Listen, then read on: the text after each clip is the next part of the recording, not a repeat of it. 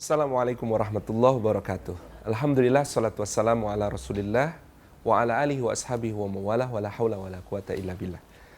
Salin salihat dimanapun berada, seiring berjalannya usia pernikahan, mungkin 5 tahun, mungkin 10 tahun, kian terasa kehidupan rumah tangga sebagai hal yang rutin, sebagai hal yang dijalani secara intuitif semata. Pergi ke kantor, pulang ke rumah, berada dalam suasana yang sama di setiap hari, tidak ada sesuatu yang kemudian menjadi hal yang istimewa lagi. Pada keadaan-keadaan sedemikian, perlu sekali bagi suami istri, bagi ayah dan ibu, bersama juga dengan anak-anak, membangun satu tata hubungan baru yang akan menguatkan ikatan, menguatkan sakinahnya, ketentraman di dalam rumah tangga kita, menguatkan mawaddahnya, gelora yang akan membuat semua bersemangat, beraktivitas, berjuang di ranahnya masing-masing, dan juga rahmahnya yang memperkuat hubungan ikatan batin, saling mencintai dan saling memuliakan dengan penuh keagungan. Nah, salah satu prasangka yang sering tumbuh di dalam kehidupan rumah tangga yang sudah berjalan 5 tahun, 10 tahun adalah prasangka yang berbahaya. Bunyi prasangka itu ada dalam hati kita, seharusnya dia sudah tahu. Kalau seharusnya dia sudah tahu. Masing-masing mengasumsikan pasangannya sudah tahu apa yang harus dilakukan. Pasangannya sudah tahu apa yang seharusnya ditanggapi dari satu kondisi yang ada pada dirinya. Hal-hal semacam ini tidak benar. Karena komunikasi justru harus semakin intens, komunikasi justru harus semakin banyak dilakukan, bicara dari hati ke hati semakin akrab, semakin kokoh ketika kemudian orang melewati masa-masa pernikahan yang berjalan semakin jauh. Saya kira asumsi seharusnya dia sudah tahu. Ini adalah prasangka yang membuat kita hanya menggerutu di dalam hati, merasa capek dengan tindakan pasangan yang tidak sesuai dengan harapan, dan seterusnya. Maka daripada kita menggerutu dengan mengatakan seharusnya dia sudah tahu, kalau aku lagi marah, seharusnya dia sudah tahu kalau dia harus mendengarkan, menyimak dengan sepenuh hati, dia harus kemudian memfokuskan perhatian, tidak disambi dengan yang lain, tidak kemudian sambil membaca, tidak sambil main gadget gitu. Seharusnya dia sudah tahu kalau aku pas lagi pulang kecapean itu harusnya dilepas sepatunya, dibikinkan minum, dipijitin kakinya, di ini. Kalimat seharusnya sudah tahu, seharusnya sudah tahu. Ini menumpuk berbagai macam kekecewaan.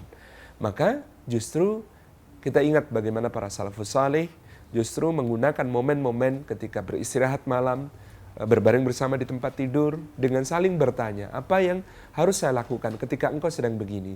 Kalau engkau sedang marah, apa yang engkau sukai dari saya? Apakah saya harus begini? Apakah saya harus begitu?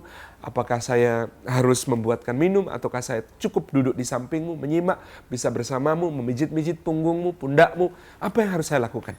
Ini harus dikomunikasikan.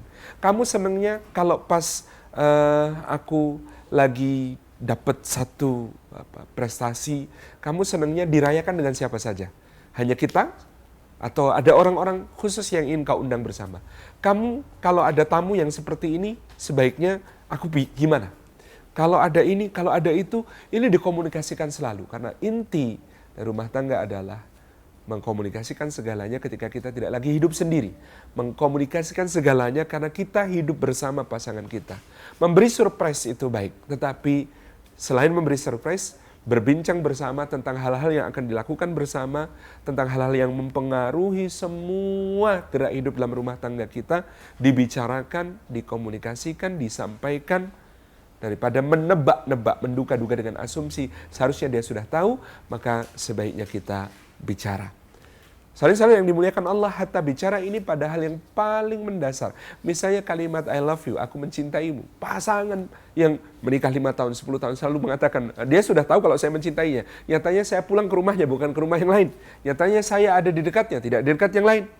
Tetapi ternyata kalau kita belajar dari bagaimana Allah menuntun kita untuk menjadi seorang hamba yang baik, hatta Allah yang maha tahu segala isi hati, hatta Allah yang tahu bahwa kita mencintainya, masih meminta kita untuk mengekspresikan cinta itu secara verbal sehari semalam setidaknya 17 kali.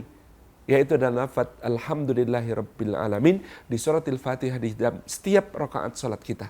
Karena kata Ibnu Qayyim Al-Jauziyah, alhamdulillahirabbil alamin, ungkapan cinta, pujian kepada Allah. Ar-Rahmanir Rahim, ungkapan harap. Malik Yaumiddin, ungkapan takut. 3 ini, cinta, harap, takut, kesempurnaan seorang hamba. Maka ungkapan cinta kepada Allah itu dalam kitab bermadzhab Syafi'i, talafutnya dalam sholat, memverbalkannya dalam sholat, itu termasuk rukun. Dan itu artinya apa? Bahkan Allah yang Maha Tahu meminta kita mengungkapkan cinta secara verbal. Maka bagaimana pasangan kita yang tidak Maha Tahu? Maka bagaimana pasangan kita yang tidak ngerti isi hati kita? Seharusnya mereka mendapatkan ungkapan verbal cinta itu. I love you, aku mencintaimu, aku sayang padamu, aku rindu padamu. Ini mendapatkannya lebih dari itu. Lebih dari 17 kali sehari. Selamat mengungkapkan cinta, selamat berkomunikasi, segarkan kembali, refresh kembali. Satu saat mungkin Anda perlu waktu berdua, lakukan waktu berdua. Memang ada family time, tapi ada juga couple time, ada juga waktu untuk me time. Lakukan dengan proporsional untuk membangkitkan cinta, untuk menguatkan cinta. Assalamualaikum warahmatullahi wabarakatuh.